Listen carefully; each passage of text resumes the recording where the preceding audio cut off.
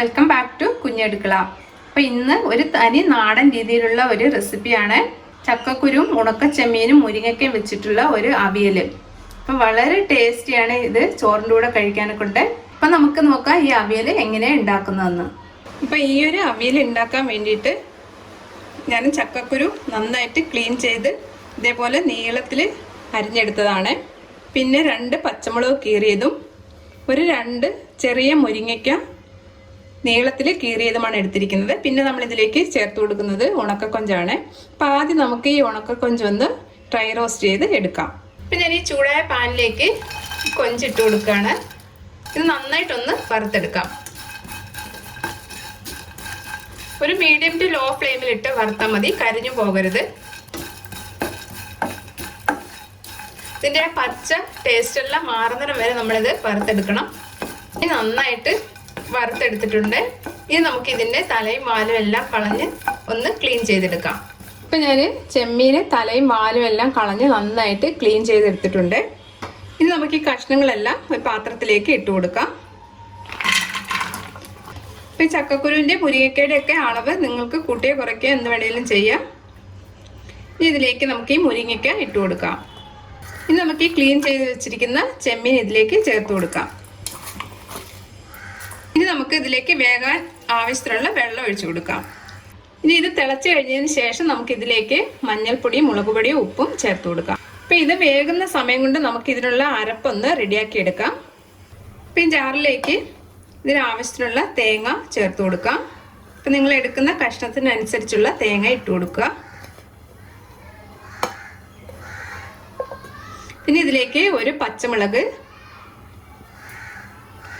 ഒരു 2 കഷ്ണം ചെറിയ ഉള്ളി, അതേപോലെ തന്നെ ഞാൻ ഇതിലേക്ക് 2 കഷ്ണം വെളുത്തുള്ളിയും ചേർത്ത് കൊടുക്കുന്നുണ്ട്. കാരണം ചക്കക്കുരു ആയതുകൊണ്ട് ഗ്യാസിൻ്റെ പ്രോബ്ലം ഒക്കെ വരാൻ ചാൻസ് ഉള്ളതുകൊണ്ട് 2 അല്ലി വെളുത്തുള്ളി ഇട്ട് കൊടുക്കുകയാണ്. ഇപ്പം ഇതിൻ്റെ ടേസ്റ്റ് ഇഷ്ടമല്ലാത്തവർക്ക് ചുവന്നുള്ളി മാത്രം ചേർത്ത് കൊടുത്താൽ മതിയാകും. ഇനി ഞാൻ ഇതിലേക്ക് നല്ല ജീരകം ചേർത്ത് കൊടുക്കുകയാണ്, ഒരു 1/2 ടീസ്പൂൺ. അതേപോലെ തന്നെ കുറച്ച് കറിവേപ്പില. ഇതൊന്ന് ഒതുക്കി എടുത്താൽ മതിയാകും, ഒരുപാട് അങ്ങ് അരഞ്ഞു പോകരുത്. ഇപ്പം ഞാൻ അരപ്പും റെഡിയാക്കി എടുത്തിട്ടുണ്ട്. ഈ ഒരു പാകത്തിന് മതി, ഒരുപാട് അങ്ങ് അരഞ്ഞു പോകാതെ എടുക്കണം. ഇപ്പം നമ്മളുടെ ചക്കക്കുരുവും മുരിങ്ങയ്ക്കയും എല്ലാം നന്നായിട്ട് ഒന്ന് തിളച്ച് വന്നിട്ടുണ്ട്. ഇതിലേക്ക് നമുക്ക് ആവശ്യത്തിന് മഞ്ഞൾപ്പൊടി ചേർത്ത് കൊടുക്കാം. ഒരു 1/2 ടീസ്പൂണോളം മഞ്ഞൾപ്പൊടി ഇട്ട് കൊടുത്തിട്ടുണ്ട്. അതേപോലെ തന്നെ ഒരു 1/4 ടീസ്പൂൺ മുളക് പൊടിയും ചേർത്ത് കൊടുത്തിട്ടുണ്ട്. ഇപ്പം നമ്മൾ പച്ചമുളക് അരിഞ്ഞിട്ടിട്ടുണ്ട്, അതേപോലെ തന്നെ തേങ്ങയുടെ കൂടെ ഒന്ന് ഒതുക്കി എടുത്തിട്ടുമുണ്ട്. അതുകൊണ്ട് മുളക് പൊടി വളരെ കുറച്ച്, ഒരു കളർ ചേഞ്ച് ആവാൻ വേണ്ടിയിട്ട് മാത്രം മുളക് പൊടി ചേർത്ത് കൊടുത്താൽ മതിയാകും. ഇതിലേക്ക് നമുക്കിനി ഉപ്പ് ചേർത്ത് കൊടുക്കാം.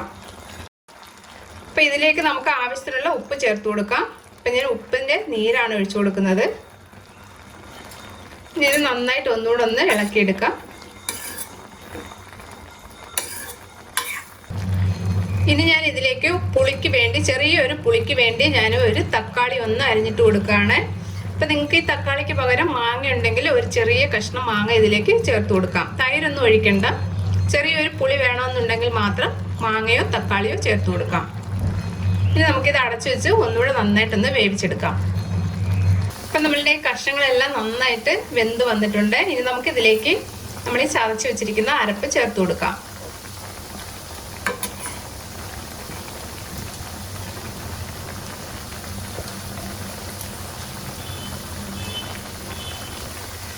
ഇത് നന്നായിട്ട് ഇതൊന്ന് മിക്സ് ചെയ്തെടുക്കാം.